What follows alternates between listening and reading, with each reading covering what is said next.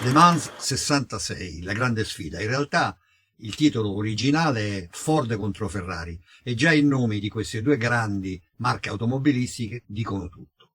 Ma in realtà noi dobbiamo verificare un'altra cosa, se mi permettete, e dobbiamo non fare la storia né della Ford né della Ferrari né ancora di questa sfida, ma dobbiamo risalire per favore con me nel tempo al 378 d.C., nella piana di Adrianapoli, che è esattamente al confine fra la Bulgaria e la Turchia.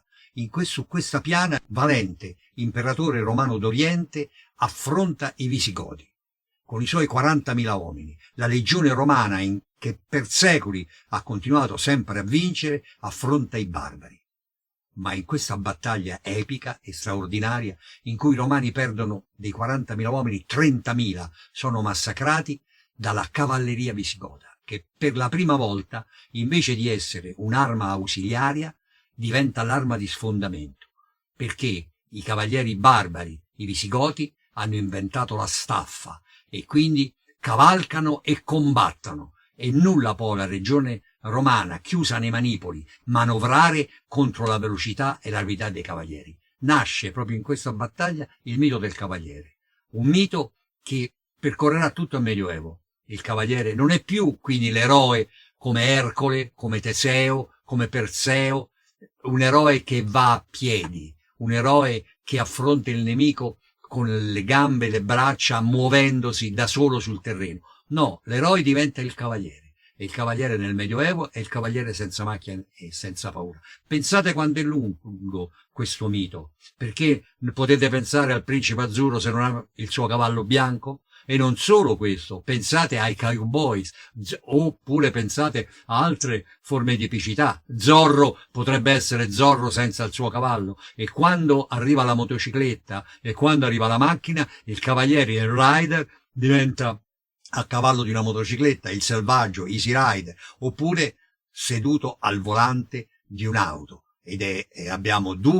Abbiamo al femminile Thelma e Louise, abbiamo Bullitt, abbiamo Fast and Furious, abbiamo Rush di Howard, abbiamo di nuovo questo mito e la corsa, e il cavaliere e i cavalieri in questo caso nostri sono i cavalieri della Valle Solitaria, sono nella classica epicità di un western.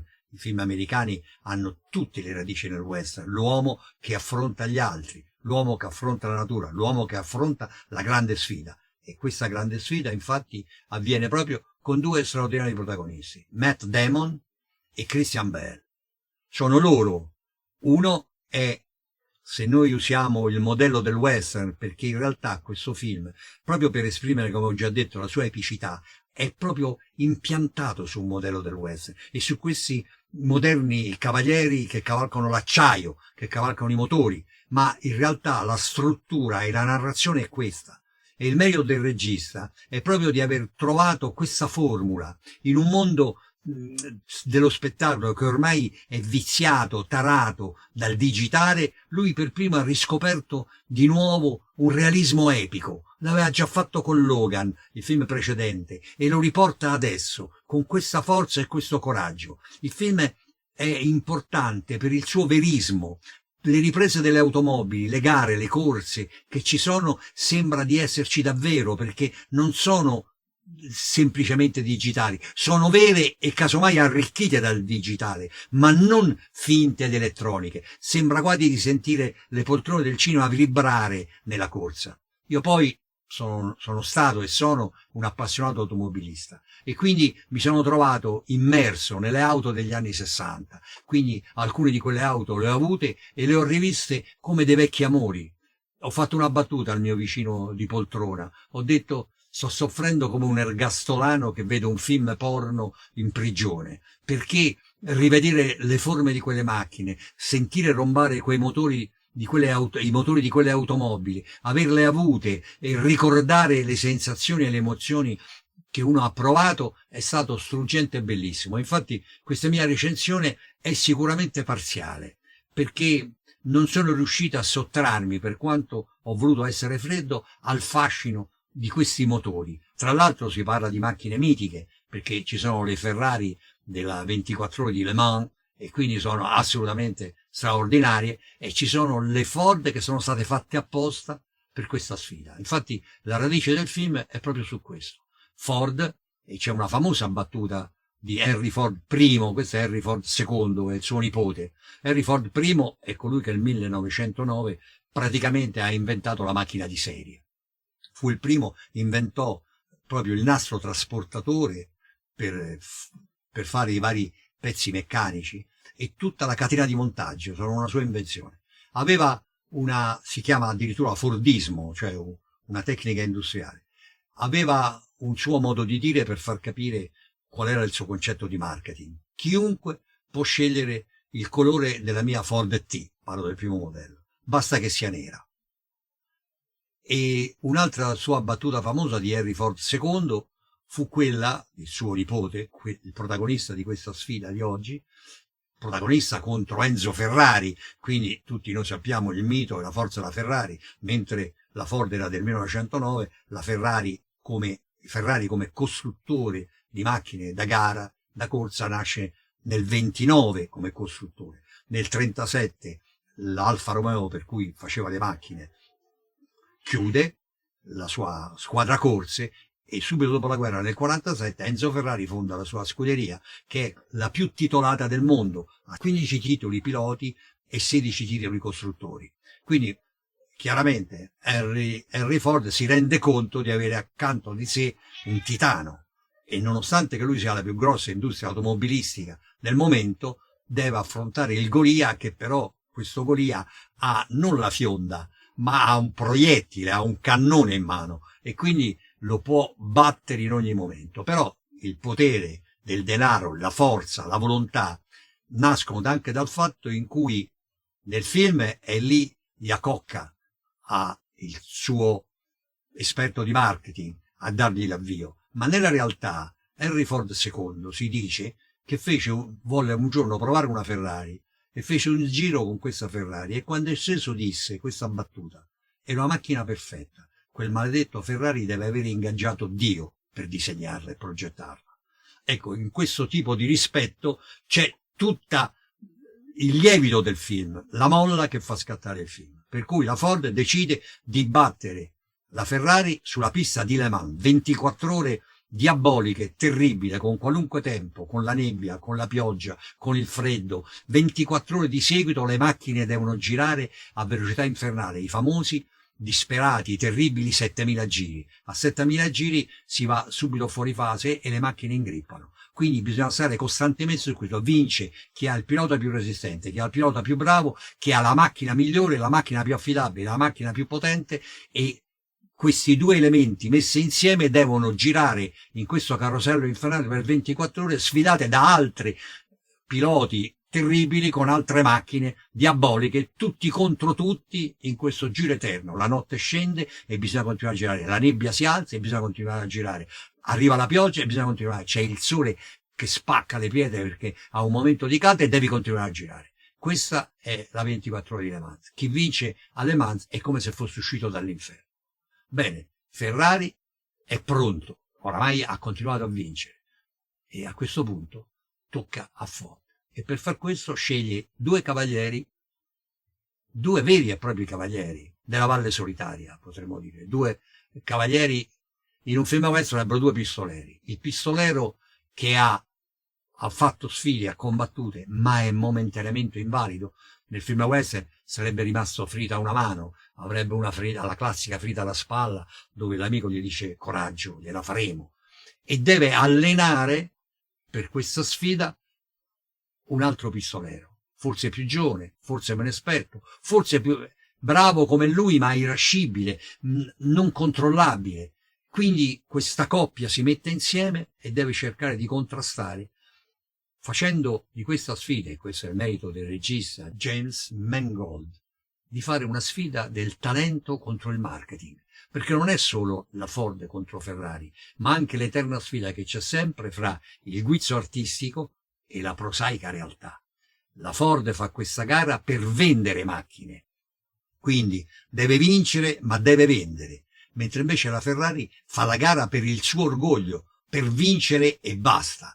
E quindi comincia questa grande sfida.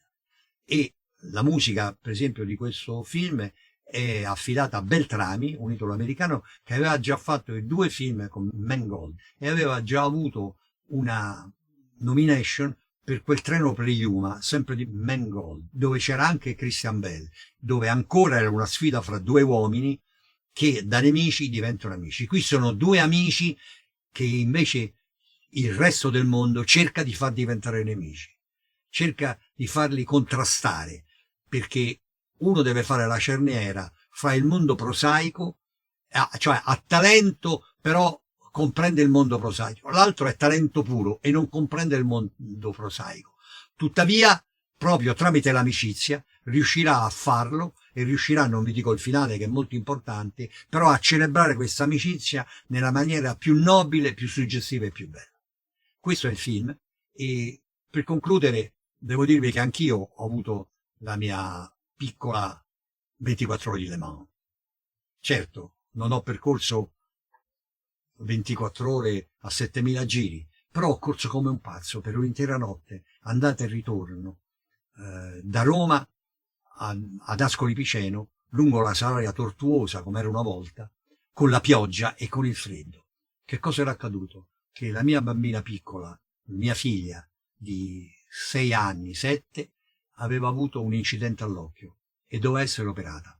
E la sera l'abbiamo, io e mia moglie, la mia prima moglie, l'abbiamo portata in questo ospedale. Siccome io ero il cognato di un medico che lavorava nell'ospedale, ci hanno permesso di rimanere. Doveva essere operata la mattina dopo e non sapevamo se poteva perdere l'occhio o no, quindi eravamo molto molto tesi e molto preoccupati. Mentre cercavamo di consolarla e di tranquillizzarla, ci siamo resi conto che nella corsia c'erano tanti altri bambini che hanno cominciato a piangere, si sono disperati perché erano soli e hanno visto che mia figlia invece aveva i genitori e quindi giustamente anche loro volevano i genitori. Noi, con il cuore stretto dall'angoscia e dal dolore, siamo stati costretti a dire alla mia piccolina, tesoro, papà e mamma devono andare via, perché non possiamo rimanere qui, perché creiamo un grande disagio per tutti, per gli infermieri e per le cose. Siamo dei privilegiati e sinceramente ci vergogniamo di esserlo. E devi capire questa cosa per evitare che tutti gli altri bambini, sono 10-15, piangano e si disperino per tutta la notte. Mia figlia ha capito la cosa, ha accettato questa cosa, però con gli occhi pieni di lacrime ha detto sì, ma loro hanno i loro Teddy, io non ce l'ho. Cioè loro avevano i loro orsacchiotti, i loro pupazzetti di peluche per consolarli. Lei non aveva nulla perché siamo arrivati di corsa all'ospedale disperati. Allora io le ho detto, non ti preoccupare tesoro, papà, lo sai che è magico, ti farò apparire, tu addormentati tranquilla e papà ti farà apparire il tuo orsacchiotto. Lei ha detto, papà, ma come fai? Ti ho detto, sono magico, lo faccio tu, basta che tu dormi tranquilla. Adesso fatti carezza, la mamma ti tiene stretta a sé, tu ti addormenti e domani mattina, prima dell'operazione, quando ti svegli, troverai il tuo Teddy. Papà mi ha detto, io ci credo, se tu mi dici così, ci devi credere, papà te lo promette, lo farò. La piccolina si è addormentata dolcemente, io sono uscito, sono salito sulla macchina, fortunatamente avevo un Porsche a quei tempi, e sono corso nella notte fino a Roma.